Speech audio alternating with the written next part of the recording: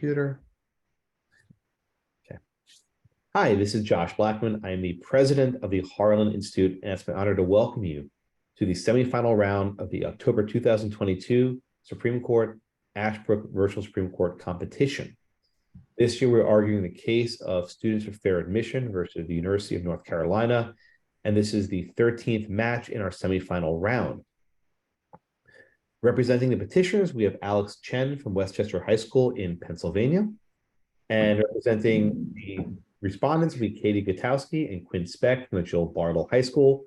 They are presently in Nice, France. And so we will go around the world and hopefully we will not be shut down. Petitioner, you may begin whenever you are ready. Mr. Chief Justice, and may it please the court. My name is Alex Chen, and I represent the petitioners and Students for Fair Admissions versus the University of North Carolina. In the absence of my co-counselor, I will argue alone today. To briefly restate key facts. In 2014, petitioners sued respondents, the University of North Carolina, for their use of race-conscious admissions policies, which petitioners believe to be in violation of the Equal Protection Clause. As it stands, underrepresented minorities at UNC may receive plus factors to their application on account of their race. These pluses improve a student's chances of being granted admission into UNC. Evidence presented at trial in the district court demonstrates that race is considered at every stage, from recruitment to evaluation. Academic achievements, such as SAT scores and personal qualities, are qualified based on a student's race. UNC rejected race-neutral alternatives in the district court, such as the modified Hawksby simulation and various percentage plans. This court granted certiorari in January of last year. Your Honor, UNC's use of race-conscious admissions practices is an unequivocal violation of the Equal Protection Clause and of Title VI. This court should rule in favor of petitioners and therefore overrule Grutter versus Bollinger for three primary reasons. First, Grutter, the precedent that UNC's practices rely on, is inconsistent with this court's decision in Brown versus Board. Second, based on principles established in Ramos versus Louisiana, Grutter bears the hallmarks of a case that can and should be overturned. And lastly, under application of strict scrutiny, UNC's current practices do not survive to begin with. In Brown, this court rejected the right to use race as a factor in affording educational opportunities. It enshrined access to education on equal terms, and it concluded that public education must be considered in the light of its full development and present place in American life. All right, Counselor, if I could just jump in for a second. Let's talk about the 1860s for a bit. And can you please address some of the legislation that was enacted in the 1860s by the Reconstruction Congress that may have some bearing on this case? Your Honor, respondents like to create analogies between the Reconstruction era amendments and legislation to the current day race-conscious policies of UNC, and petitioners argue that this is an unequivocally false analogy to make, essentially because the intentions of the Reconstruction era amendments were mostly for remedial and remediation means, while modern day uses of race conscious at UNC are primarily for the use of diversity. These differences paint a slippery slope if you're having a broad brush justification between these two eras without looking at the actual intention of the legislation during the time. Let's talk about diversity. Do you think that the educational benefits from diversity, is that a compelling state interest? No, Your Honor, not at all. This court has multiple times in McLaughlin versus Florida, this court defined compelling interest as necessary to achieving a state interest. So much so that in Palomar versus Sadati, it found that considering race for parental custody is not a compelling interest. That in Johnson versus California, reducing gang violence in prisons is not a compelling interest. And even in Wygant versus State Board of Education, I believe, remediating broader societal discrimination is not a compelling interest. All of these are not compelling interests by this court's definition. However, bridging across racial understanding and creating comfortable classroom discussions is viewed as a compelling state interest. I don't find this to be necessarily the best way Counselor, how does that differ from diversity as a compelling state interest to create an environment where there's interracial and developed ideas? Could you clarify that question? I'm not sure I follow. You stated that creating an interracial environment has been stated to be a compelling state interest. How does that differ from diversity? Your Honor, that cross-racial understanding is in reference to the diversity that this court has put forth as a state compelling interest. Counsel, let me ask you a question. Let's say we rule in your favor, right? You win. Congratulations. And we have to write an opinion. And the opinion says um, universities cannot do X. What is X? What do we do? Universities Go ahead. Universities cannot broadly consider race as a factor in admitting students to their university. Okay, so help me unpack that. What does it mean broadly consider race as a factor? What does that mean? For example, I would bring up this example. If a student writes in their essay that them being from a Latin American country influenced their interest in Latin American history, and therefore they want to major in history at the university, that would be acceptable under petitioner's arguments. However, this broad consideration of stereotyping a huge race and contextualizing all of their achievements into this broader race stereotype would not be. So considering race in a broader sense, just What by if a person? But what if a person wrote in their essay, "I'm very proud of my African American heritage." That's all they write. That's 2 sentences. That could the school consider that at all? They should just throw that essay out. Your Honor, I do not believe that would contribute to that. That would not be acceptable. The school would have to throw that out. Using race as a broader sense solely on the factor of someone's skin color is not acceptable to be considered by a university. All right, let me ask the question a little bit differently. What happens if someone writes in their essay, I learned that my grandfather was a slave, and that gives me meaning of how I should pursue a career in the law, for example. My great great grandfather was a slave, not quite that old, right? And that should affect how I pursue the law. Would that be acceptable? Should that essay convey the experiences of the individual person and not be based on race alone, that would be acceptable in the essay. All right. Now let me ask you a follow-up question. Let's say we rule in your favor. Congratulations. Everything you want. We overrule Grutter, we overrule Gratz. And then in 5 years, the universities come back to us and say, look, we've tried everything. We've tried socioeconomic status. We've tried a top 10% policy. We've tried everything. And the entering class at UNC is 90% white and Asian. And only a handful of Black kids, only a handful of Hispanic kids. Does that change your analysis if they've tried all the other alternatives and nothing works? Your Honor, it does not change our analysis. As it stands, UNC's plan does not bear the same hallmarks that this court set out in Grutter. In fact, dozens of universities across America have eliminated the use of affirmative action, and they have all. I know, but it's hypothetical. I mean, but so yeah, not to fight hypothetical. Assuming that all of your models and what happens in Oklahoma doesn't work in North Carolina, does it change your analysis at all if in 5 years we come back and they cannot recruit a diverse class at all? No, our analysis is not changed. It is still unconstitutional to consider that. Okay. All right. So now let's talk a bit about narrow tailoring, right? How would you understand narrow tailoring in this context? What would the university be allowed to do? How would they actually go about using race in a way that is enforceable? As it stands, it is obviously not permissible, but should they use, essentially, they should not be able to consider race in the broader sense as permissible. Only in the very specific experiences of an individual student is the only chance that the university will be able to consider race, is our position. All right. What about if the university decides that they will eliminate, the checkbox, the dreaded checkbox, and that they will require every student to write about their racial identity? Required. Even if you write one sentence, you can't leave it blank. It's required required box in the form. The university do that. Your Honor, no, they could not do that. That would have the same effect of subjugating all applicants to discrimination. And in this court's precedent, Alexander versus Sandoval, anything having the effect of anything having the effect of subjugating applicants to the exact same end means, which would be exactly what's going to happen. All right, Would be and we'll turn to that. unconstitutional. One last question. What happens if everyone had to write a diversity statement? You had to write a paragraph on why diversity is important to you. Would you require that? Just in general, why diversity is important. That's the question. Why is diversity important to you? You have to write that answer. Whatever you want to write, that's your essay. You do that.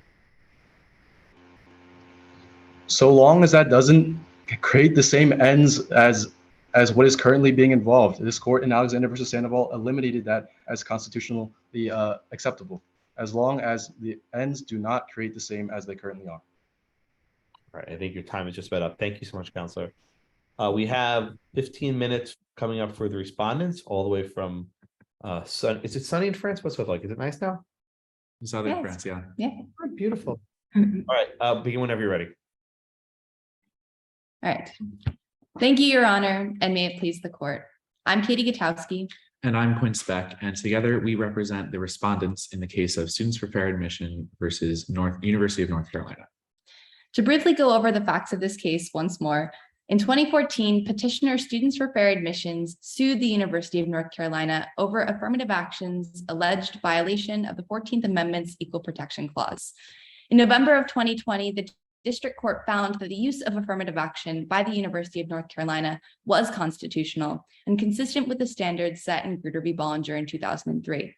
The U.S. Court of Appeals for the Fourth Circuit summarily affirmed.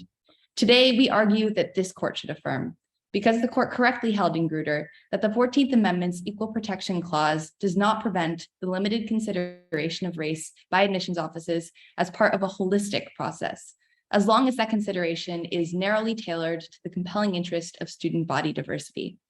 By the text and history of the 14th Amendment and the precedents of Bakke in 1978, Grutter in 2003, and Fisher II in 2016, we argue that the University of North Carolina's use of race-conscious policies in its admissions process is constitutional under the 14th Amendment's Equal Protection Clause. At this time, we're happy to open ourselves up to questions from the court. Okay, thank you, Counselor. Let's start with the Reconstruction era Congress. And your friends on the other side argue that the Freedmen's Bureau Act and other legislation was remedial in nature. How do you respond to that argument? Your Honor, we believe that while it's true that at the time of Reconstruction, remediation was an interest of Reconstruction era policies like the Freedmen's Bureau Act and what it carried out, we believe that diversity is tied to remediation. And the framers of the 14th Amendment explicitly pursued race-conscious policies when they were justified by compelling government interests, which included remediation in the short term, but also seeking to ensure equal opportunity of races in order to fulfill the promise of equality contained in the 14th Amendment in the long term. So we see this during Reconstruction with the Freedmen's Bureau directly financing the Berea College, which had a race-conscious admissions policy. The Bureau also— Let me just stop right there. You said races. Was the Reconstruction Congress trying to help all races or just a particular race? Well, Your Honor, we believe that if we look to what the 14th Amendment, the language of the 14th Amendment, it says that no state shall deny to any person within its jurisdiction the equal protection of the laws. So when we look at Reconstruction era policies, we see that, yes, they were explicitly directing some policies to people who had been free from slavery, but there are also policies that existed that were for people that were not free from slavery. We can look to an example, I think Michigan at the time of Reconstruction, there were not slaves that had been freed from the following the Civil War, but we saw that they still had race conscious policies in education to address the general issue of discrimination nationwide. Question maybe for your partner. You know, we look at Section 5 and it says that Congress can enforce Section 1 with all appropriate legislation. You know, when we talk about remediation, how long does that last? In other words, how far can we be removed from slavery until that remedial power sort of fades away? So in terms of remediation, unfortunately, discrimination and remediation is something that's extremely hard to measure. And so to some extent, the lack of diversity on campuses today is a legacy of the failure of remediation. Has And the end, argued that its affirmative action policy is a remedial policy? Have they argued remediation? no, So we're only talking about diversity here, right? correct. All right, so let's focus on diversity. Your friend cites a number of cases suggesting that diversity, or at least the benefits that flow from diversity, is not compelling. Can you please respond to that? Yes, so we believe that educational diversity is compelling for the following reasons. Well, first, the court has held for over 40 years since Bakke that the interest of diversity is compelling. And between the cases of Fisher 1, Bakke, and Grutter, the court has also said that being exposed to diverse ideas leads to enhanced classroom dialogue and lessening of racial isolation and stereotypes, as well as increased cross-racial understanding, as we discuss on, I believe, page 46 of our brief. And we would also highlight that these benefits apply to all students and society at large, regardless of their race or background. And so there's demonstrable educational, economic, criminal justice, and national security benefits of student body diversity. But Counselor, maybe for Ms. Kotowski, how will we know when we actually achieve this level? In other words, strict scrutiny doesn't mean we're just going to close our eyes. How will we actually know when we've achieved the level of diversity that's needed? Well, Your Honor, we believe that that Grutter instructs that we know that these policies will eventually come to an end, but we can't necessarily predict that it will come to an end at any specific point in time. And to address the quote in Grutter by Justice O'Connor, that the court expects that 25 years from now, the use of racial preferences will no longer be necessary to further the interest that it approved in 2003. We would read this to be aspirational. It doesn't bind the court into reversing affirmative action exactly 25 years later. And we see that it's Grutter tried to be self-limiting in that the compelling state interest of diversity will continue to exist. So as long as that is required to have affirmative action as a means of achieving that diversity, that is where it would happen. But we would look to narrow tailoring to ensure that these policies are not overstepping, so that we can see that one of the things we can do is evaluate whether race neutral policies alone could further the compelling interest of education. So let's actually talk, how exactly does UNC use race, or how is race being used in the admissions process now? Well, Your Honor, we can look to UNC's policies. It's cited its interest in promoting student body diversity. It also has a rigorous process of holistic review. It includes 40 separate factors in an application when it's reviewing an application. And it creates a system it also has created a system to evaluate and implement potentially race neutral alternatives on an ongoing basis. So we can look to the fact that in 2012, the US Department of Education found that the university has given serious good faith consideration to race neutral alternatives. But in 2007, 2009, and again in 2012, the admissions office, in reviewing these potential race neutral alternatives, found each time that there were no alternatives that could yield the same amount of diversity and academic. What do you do with the statistics that you, I'm sorry, Justice Hicks, I'm sorry, go forward. Do you have a question? Yes, I did have a question. So is it really creating a diverse environment, though, if each applicant that's being let in because they are Black is preventing an Asian American applicant from coming in? I mean, if it's affecting one race negatively so that it can affect one race positively, is it really creating a diverse environment?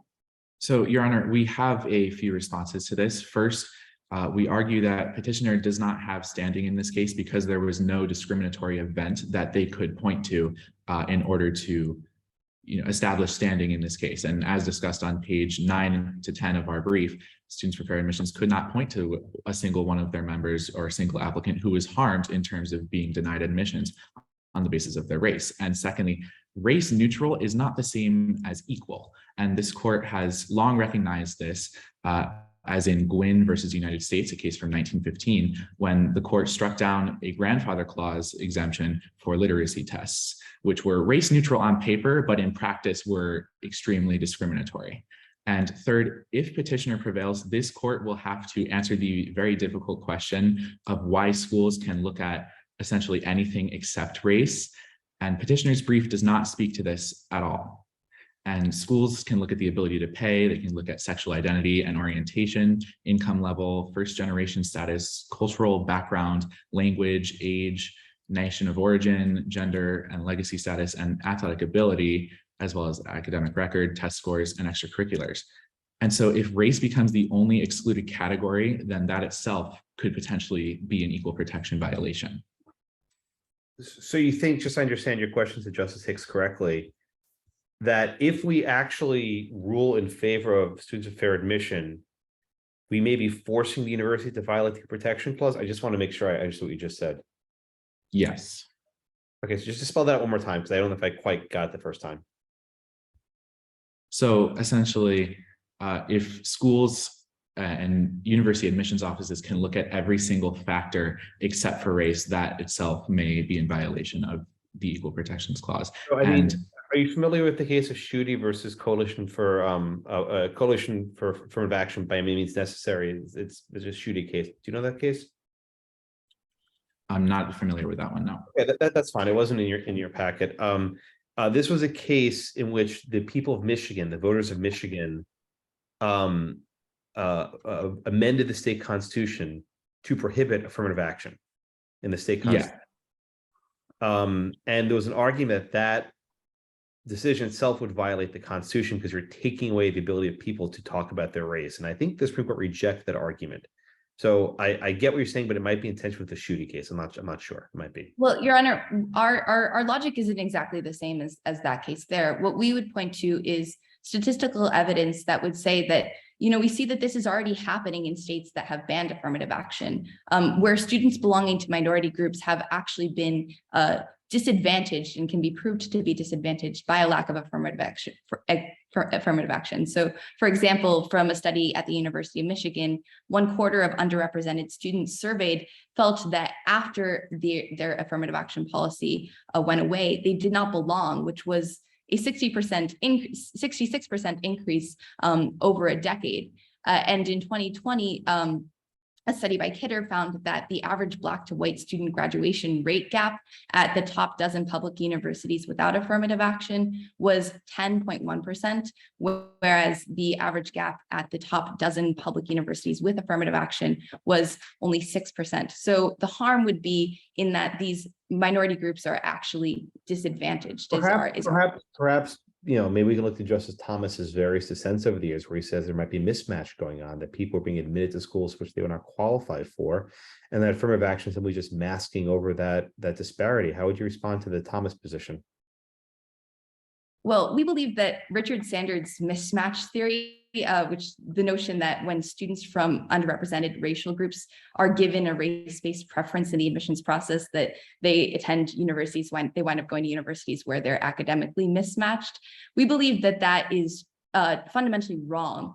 And we can look to the fact that Sanders published his first paper on mismatch in 2004, and his research has actually been subject to wide-ranging criticism, where it's claimed, the researchers claim that racially underrepresented students admitted through affirmative action would be better off attending less selective colleges and universities, doesn't even meet the basic tenets of rigorous social science research. And more recent work stands to disprove this. For example, we know that when you take affirmative action away, students of minority races are likely to actually be less successful, like the study I just talked to you about, where we see that the gap of graduation rates is actually between Black and white students in the top dozen public universities without affirmative action is greater than the top dozen public universities with affirmative action. So in the case of UNC, we would say that this mismatch theory. But let's say that you're all correct, right? Let's say that all those numbers are correct and that there is a huge harm that's inflicted upon minority students. Let's just stipulate that. Strict scrutiny is tough medicine, right? It's a very rigorous test. And university have had decades to try to work on this and they haven't. And maybe the court should just come in and say, all right, you've had your try, enough is enough. Now let's try a different regime. How do you respond to that? Well, Your Honor, we would respond by saying that the test of strict scrutiny in the cases of Grutter and Fisher and Bakke have been cases that have laid a clear standard of how to evaluate affirmative action under strict scrutiny. And to look at the issue of narrow tailoring, which I think is perhaps a bigger issue here, we discuss on pages 47 and 48 of our brief that there are really 4 prongs from Grutter in 2003 and Fisher in 2016 that can be used to determine if the affirmative action of a school is constitutional under the 14th Amendment. So first, Fisher's searching examination requires schools to prove that their admissions policies are needed to advance that compelling governmental interest that you need. Sorry to interrupt you. Do you think Fisher deviated from Grutter? Did Fisher expand upon Grutter? Well, what Fisher said is that the university, what it clarified from Grutter is that universities have to show their race neutral policies alone will not further the compelling interest of diversity about as well and at a tolerable administrative expense. But what it served to do is to highlight the standards of strict scrutiny that exist. And so because of the fact that the university's actions are consistent with the history and tradition, as well as consistent with these things outlined in Grutter, Bakke, and Fisher, we urge this court to affirm. That was a long sentence. Thank you, Counselor. The semicolon's going forever. Okay, 5 minutes, please, for petitioner when you're ready.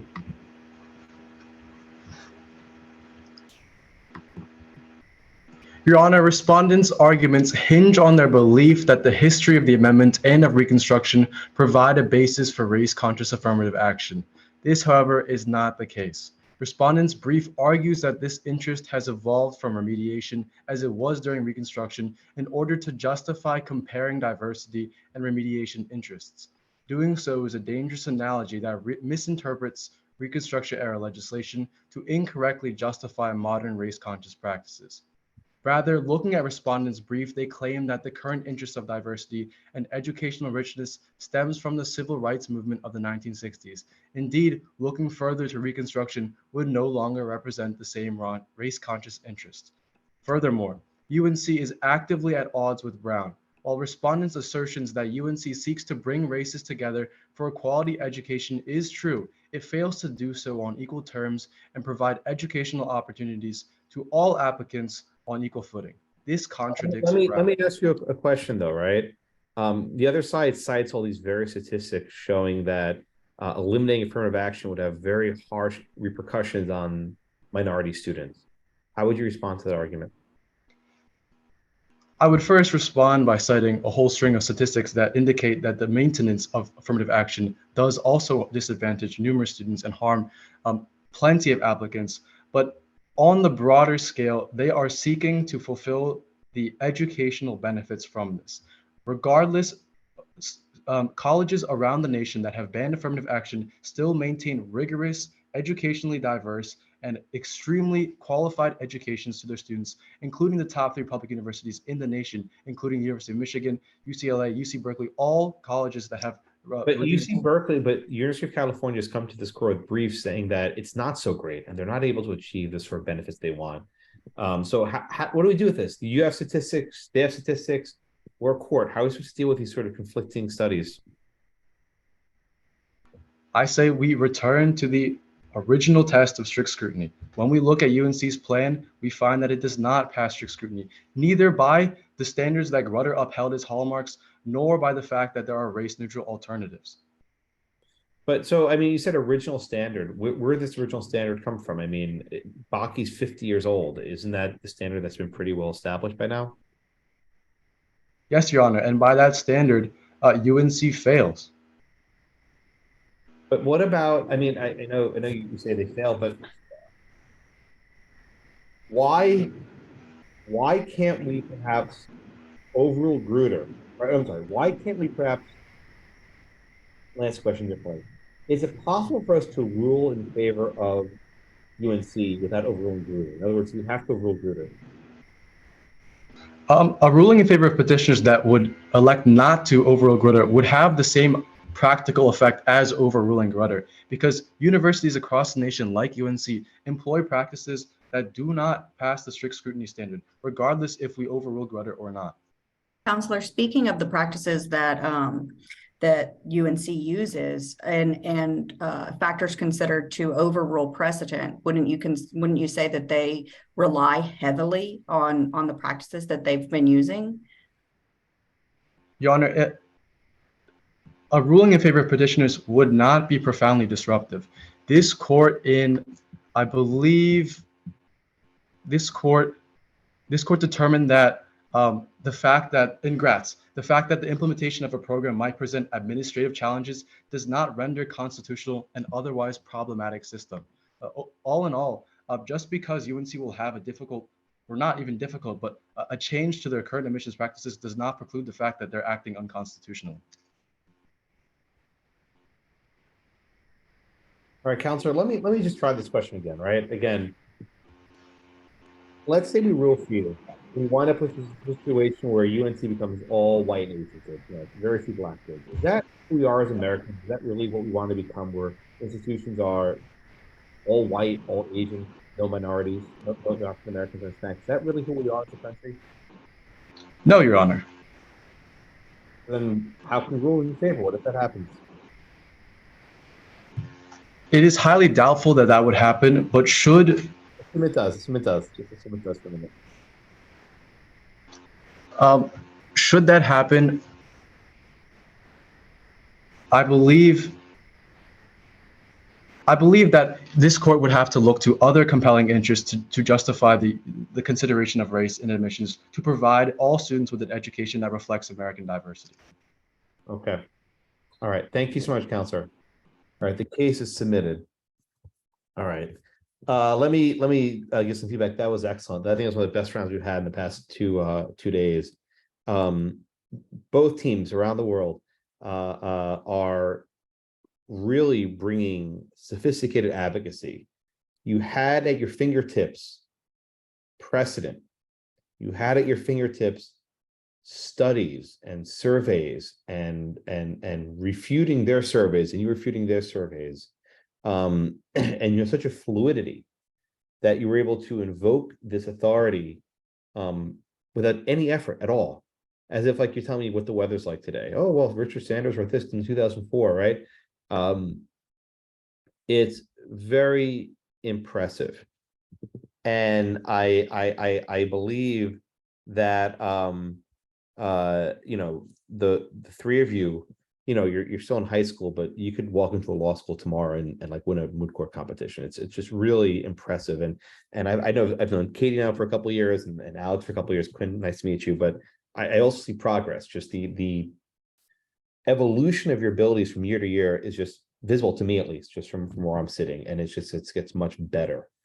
On the substance, I think you hit just about every point that the actual lawyers in this case hit. There was really nothing that you missed. It was really a thorough breakdown of this history. So I'm I don't have enough superlatives, but this was a very good round. And, by the way, Alex, you're by yourself. His partner is also quite talented, and she has a family situation. But to pull this off by yourself is also very hard. And these guys are sitting around the world. They're probably jet lagged and tired, but you still look fresh and happy. Abby, do you have any sort of thoughts or feedback for our students? Guys, I just think you did amazing. I agree that this may have been the best round I've witnessed. It was awesome. And yeah, I mean, I wouldn't want to run into you in a moot court tournament at this point. You guys were great. So, I mean, honestly, I'm impressed, and I agree. You spoke with such authority, all of you, and it was still very conversational and natural, which is so important. And so I'm very impressed. Congratulations, guys. It's awesome. Thank you. Do you have questions for us? Whatever you want. Free, open, ask me anything, as they say.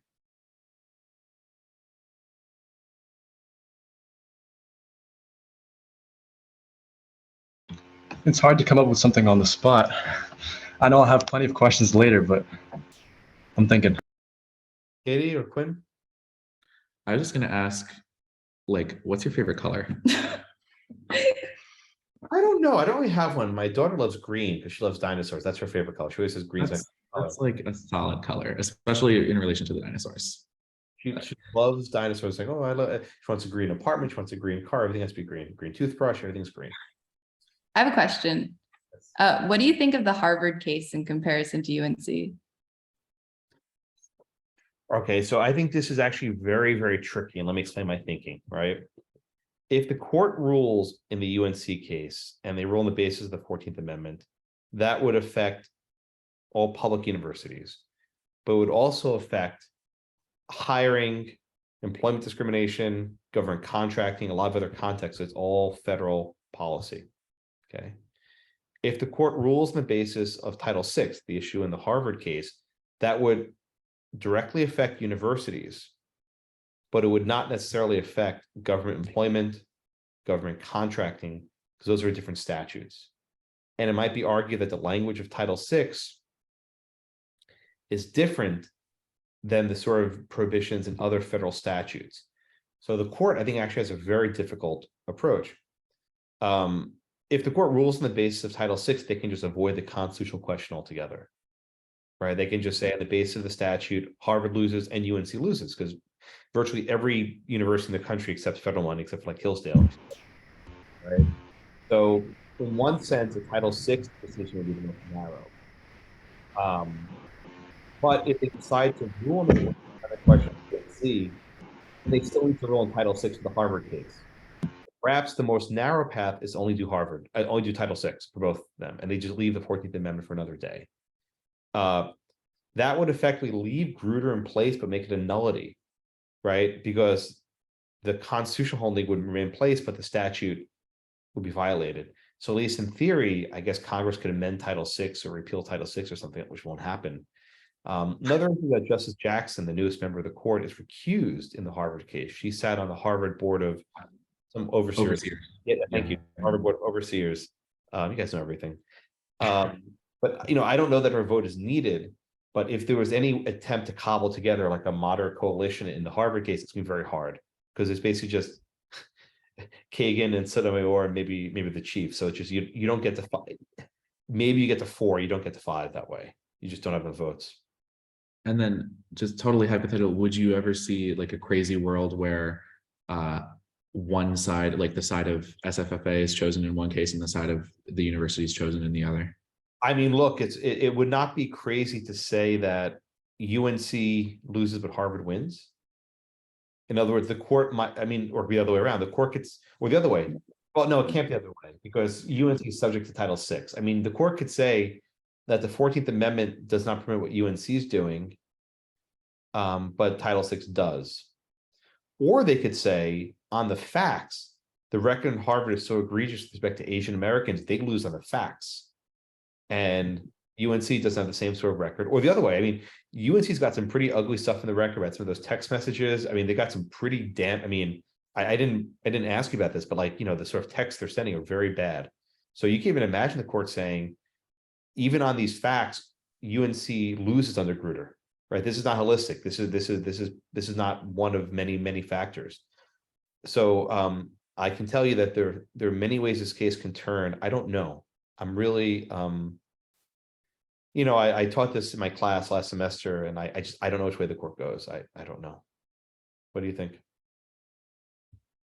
I know. What do you think? I know you guys are smart. Thought about it. Yeah. I think I personally, maybe I'm cynical, but I think that affirmative action gets overturned on both counts. I think it's just Title VI and the 14th Amendment. They do both of them. Okay. Yeah, I think that ultimately the cases, like this is also just kind of my intuition. I think that the cases were ultimately separated just so that Justice Jackson could vote in the UNC one, not necessarily because it's two different statutes, and one's a constitutional question and one's a statutory question. But I think it was just so that she could vote in one of them. Okay, what do you think? I would definitely agree with that assertion. With Katie's assertion, I don't think either case survives for UNC or Harvard. I think this time next year we will see universities being forced to use race-neutral alternatives. Abby, what do you think? I agree. You agree? Mm-hmm. Okay. Let's see what else we want to talk about. How's Leighton doing? What's he up to? He's in Paris. He lives there. Of course he does. We're all in France. He, Living in he Paris. literally, yeah, he got a first year study abroad program at GW University, and he lives in Paris. Okay, we tell him I said hi. We didn't see him. He comes here around. Oh, the French, they're so rude. It comes in already. All right, Alex. And how's Form doing? She doing okay? Have you talked to her recently? Form's doing much better. She came back from India fairly recently, and she's just catching up on schoolwork and, getting her life back. All right. Well, very good. Well, the next round is February 27th and March 1st. So if you're both advancing, hope to see you again soon. Okay. Thank you. Anything else, or else I'll call this to call it a day. I have nothing else. Or in the evening. You guys are almost midnight, I think. All right. Go have a baguette for me and enjoy your time. And I will stop the recording. Students, please sign off, and I'll just confer with Abby for a bit. Thank you.